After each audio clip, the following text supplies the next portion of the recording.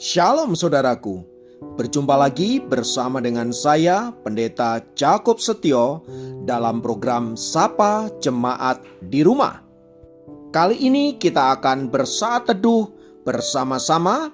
Mari kita berdoa. Tuhan, kami rindu kuasa firman-Mu melawat setiap kami, dan biarlah hidup kami senantiasa dituntun oleh kebenaran firman-Mu, sehingga kami tetap ada di dalam on the track-nya Tuhan dan mengalami berkat-berkat maksimal yang Tuhan telah siapkan bagi hidup kami. Berfirmanlah Tuhan, kami siap diberkati oleh Engkau. Dalam nama Yesus, haleluya, amin.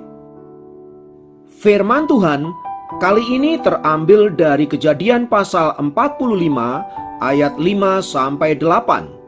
Kejadian 45 ayat 5-8 berkata, "Tetapi sekarang janganlah bersusah hati dan janganlah menyesali diri karena kamu menjual aku ke sini. Sebab untuk memelihara kehidupanlah Allah menyuruh aku mendahului kamu. Karena telah 2 tahun ada kelaparan dalam negeri ini, dan selama 5 tahun lagi orang tidak akan membajak atau menuai. Maka Allah telah menyuruh aku mendahului kamu untuk menjamin kelanjutan keturunanmu di bumi ini dan untuk memelihara hidupmu, sehingga sebagian besar daripadamu tertolong. Jadi bukanlah kamu yang menyuruh aku ke sini, tetapi Allah. Dialah yang telah menempatkan aku sebagai bapa bagi Firaun dan tuan atas seluruh istananya dan sebagai kuasa atas seluruh tanah Mesir." Saudaraku, setiap kita pasti memiliki masa lalu.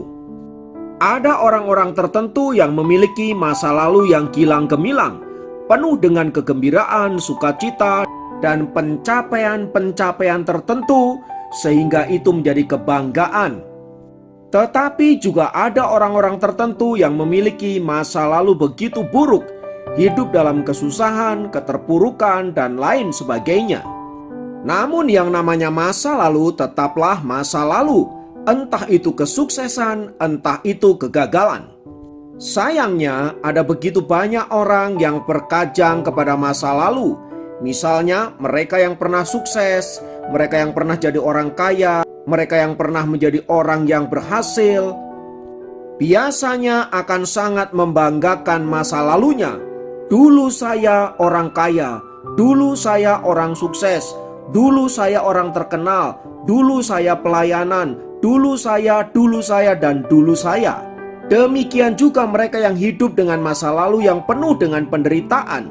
Mereka akan berkata, dulu saya menderita, dulu saya dibully, dulu saya direndahkan, dulu saya dihina, dulu dan dulu. Pertanyaan pentingnya adalah bagaimana dengan hidup kita sekarang? Bukankah masa lalu adalah masa di mana kita tidak bisa lewati lagi? Itu adalah masa yang pas, masa yang sudah terlewat. Kita hanya bisa mengingatnya, namun kita tidak bisa menjalaninya kembali. Namun sayangnya ada orang yang menjadikan masa lalu sebagai pijakan hidupnya. Tak heran karena hal itu, orang ini biasanya tidak akan pernah maju untuk naik ke level yang lebih tinggi. Mengapa? Karena dia tidak bisa melihat masa depan. Dia selalu melihat ke belakang di masa lalunya. Saudaraku, masa lalu memanglah bagian dari hidup yang tidak bisa kita pisahkan dari hidup kita, dan tidak mungkin juga kita buang atau kita lupakan, sebab itu adalah bagian sejarah hidup kita. Namun yang terpenting adalah bagaimana kita menyikapi masa lalu itu. Nah, renungan firman Tuhan kali ini belajar dari kisah seorang anak muda yang luar biasa yang bernama Yusuf. Dia memiliki masa lalu yang begitu buruk. Ia diperlakukan semena-mena oleh saudara-saudaranya, bahkan ia dijual sebagai budak. Akibat dari tindakan saudara-saudaranya itu, ia hidup di dalam penderitaan. Namun kemudian dalam perjalanan ia berhasil menjadi orang sukses di Mesir dan bahkan menjadi penguasa setelah Firaun. Itu artinya ia adalah orang yang sangat hebat sekali. Selain punya kedudukan, ia juga punya kekuasaan, punya kekuatan finansial dan punya pengaruh yang sangat besar tentunya. Dengan semua yang ia miliki itu, ia bisa melakukan apa saja. Dan kisah Yusuf itu tidak berhenti sampai di situ. Ketika terjadi kekeringan dan kelaparan di sekitar Kanaan, orang-orang Kanaan dalam hal ini adalah saudara-saudaranya Yusuf pergi ke Mesir untuk mencari makan. Akhirnya bertemulah Yusuf dengan saudara-saudaranya yang telah memperlakukan ia begitu buruk di masa lampau. Pertanyaannya adalah, apa yang dilakukan Yusuf setelah ia mengetahui saudara-saudaranya mencari makan di Mesir? Dan tentu saja ia punya kesempatan untuk membalas dendam kepada mereka semua. Namun luar biasanya, sikap Yusuf justru sebaliknya. Yang pertama, ia memilih untuk mengampuni saudara-saudaranya. Dengan mengampuni saudara-saudaranya, ia sejujurnya telah melepaskan dirinya dari ikatan dosa yang selama ini membelenggu dirinya. Alih-alih marah dan balas dendam atas perbuatan saudaranya, Yusuf memilih untuk mengampuni, karena dengan begitu ia telah melepaskan dirinya sendiri dari segala ikatan dengan masa lalunya yang buruk itu. Yang kedua, Yusuf justru melihat secara positif apa yang dilakukan oleh saudara-saudaranya itu sebagai bagian dari rencana Allah yang besar bagi dirinya, bahkan bagi keturunan Israel. Itulah sebabnya di ayat yang ke-8 tadi di sana dikatakan, "Jadi bukanlah kamu yang menyuruh aku ke sini, tetapi Allah. Dialah yang telah menempatkan aku sebagai bapa bagi Firaun dan tuan atas seluruh istananya dan sebagai kuasa atas seluruh tanah Mesir." Sikap seperti ini adalah sikap yang luar biasa, saudaraku, yang tidak dimiliki oleh banyak orang. Biasanya atau umumnya, ketika kita disakiti oleh seseorang di masa lampau kita dan kita menjadi orang sukses di kemudian hari, kita ingin membalas dendam dan kita ingin menunjukkan bahwa kita adalah orang yang hebat, orang yang berkuasa, dan ingin menyatakan bahwa aku bisa. Oleh sebab itu, saudaraku, sikap Yusuf ini adalah sikap yang perlu kita teladani sebagai anak-anak Tuhan yang seharusnya penuh kasih, penuh pengampunan, dan selalu melihat sesuatu dengan cara yang positif. Masa lalu memang tidak bisa diputar kembali, tetapi kita bisa bersikap positif terhadap masa lalu. Oleh sebab itu, saudaraku, mari kita berdamai dengan masa lalu dan melihat masa depan sebagai rancangan Allah bagi hidup kita. Lihatlah masa lalu juga secara positif, dan biarlah dengan begitu kita menjadi orang-orang yang bebas dari segala ikatan masa lalu, kepahitan, dan lain sebagainya. Jadikan masa lalu sebagai pelajaran berharga, dan sekarang berjalanlah kepada masa depan yang Tuhan sudah sediakan bagimu.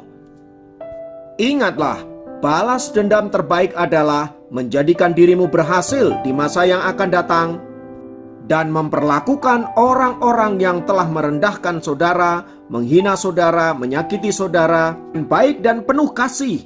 Dengan demikian, seperti kata Tuhan Yesus, kita sedang menumpuk bara di atas kepala mereka. Kiranya firman Tuhan ini meneguhkan dan menguatkan kita menjadikan anak-anak Tuhan yang senantiasa memiliki pengampunan dan think positif. Tuhan memberkati, mari kita berdoa. Di dalam nama Tuhan Yesus, kiranya firman-Mu meneguhkan kami dan menjadikan kami anak-anak Tuhan yang kuat, survive, dan senantiasa memiliki sikap yang benar terhadap masa lampau, dan menjadikan itu sebagai loncatan untuk kami berjalan ke masa depan yang diberkati oleh Tuhan. Terima kasih Bapa, terpujilah nama-Mu. Dalam nama Yesus kami berdoa, haleluya, amin. Demikian program Sapa Jemaat kali ini. Sampai jumpa dalam program Sapa Jemaat yang lain. Tuhan Yesus memberkati.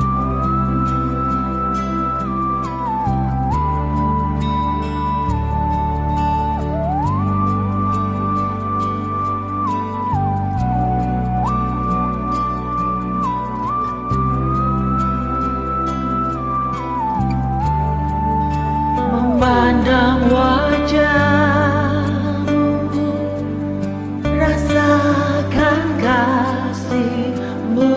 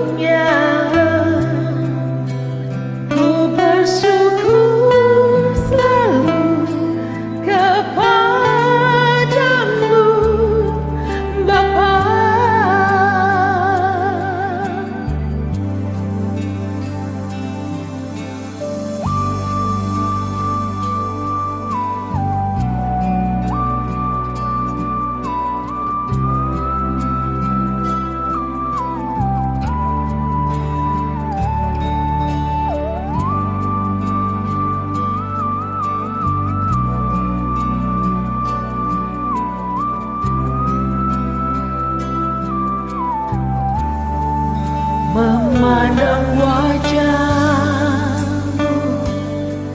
rasakan kasihmu.